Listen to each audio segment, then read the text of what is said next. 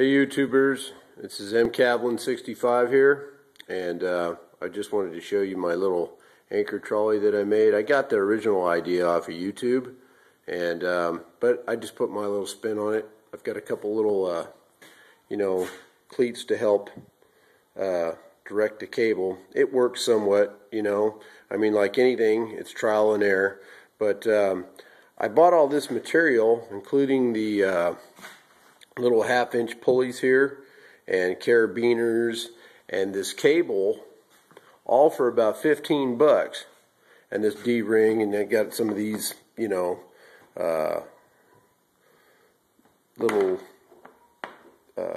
zip ties I had laying around. They're nothing. You can buy a bag of them cheap. I think $3 or $4 you can buy a small bag of them. But anyhow, it was like 15 bucks.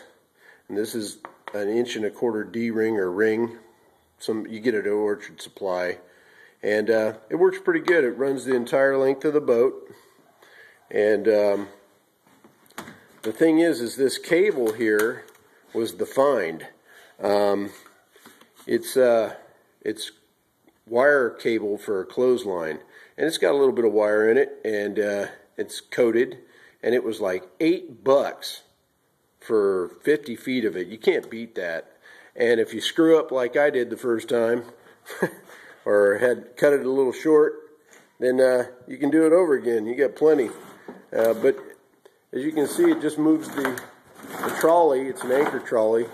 That's what it's called. And it moves the entire length of the boat. You come here, you gotta move it past there, and then you just push it back, and it goes all the way to the back of the boat. Changes the position that you can fish in, because if you're anchored in the front, your bait ends up right, you cast out and your bait ends up right back to you, or whatever type of lure or bait you are using.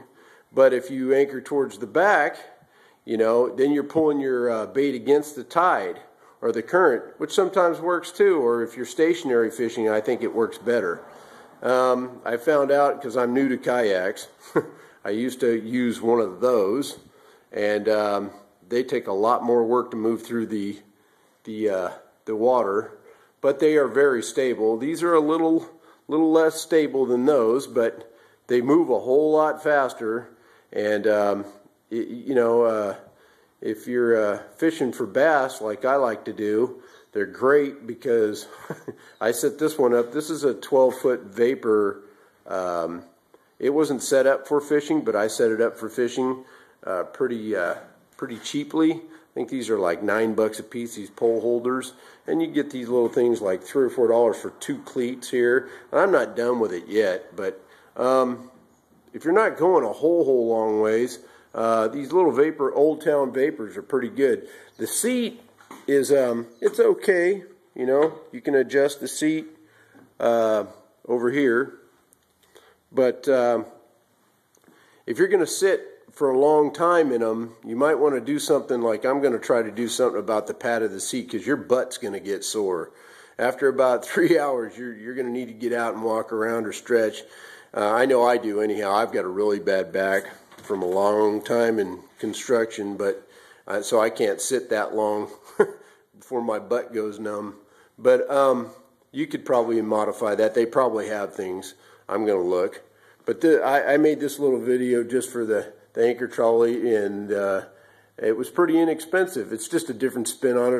Like I said, I got the idea from YouTube, and a guy had a pretty good idea, but I went to buy the stuff that he said. He used recycled stuff. I mean, he got it from a construction site or from around his house or something. I didn't really pay attention that closely, but when I went to get the stuff at the hardware store that he said, the cable was like $1.29 a foot. It would have cost some money for that. I mean, I'm into doing stuff inexpensive and simplistic and and low cost.